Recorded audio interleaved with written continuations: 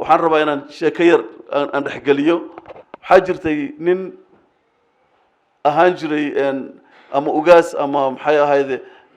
imaam ama boqor ama suldaan wuxuu ahaadaba oo beel madax u ah marka ayaa islaan duqa oo lahayd ri iyo maxay ahayd kirli ayaa ridii madaxa kirliga gelisay markaas waxaa la yiri loo geeyo suldaanka loo geeyo suldaankiyo meel fadhiyo sidaan loola fadhiyo ayaa islaantii timid waxay tiri ridan iyo waxaan leeyahay oo kaliya maxay ahayd ee kirligan kuwiina qoortay isugu jiraan wuxuu yiri rida la gowraco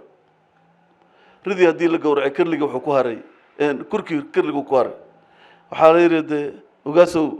arrintii kirliga maartay kirliga wali waa sidiisi hala kala jabiyo kirliga baa la kala jabiyay dadkii waa iska dareereen kirlina male rina male waa la soo wada fiiriyay wuxuu mooday fiirada la fiiriyay in uu yahay nin aad u caqli badan wuxuu yiri aan hadda dhinto talo dadka maxay sameyn doonaan hadda dhinto dadkan intay aadi doonaan buu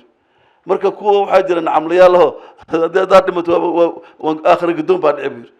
nin kasta oo Soomaali ah nin kasta oo mas'uul ah waxa loo baahan yahay mas'uuliyadiisu in ay wax qorto taariikh qorto oo ay ka tagto iskuul ka tagto isbitaal ka tagto wadooyin ka tagto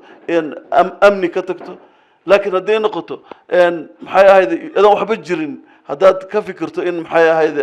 aad number 1 tahay runtii ma fiicno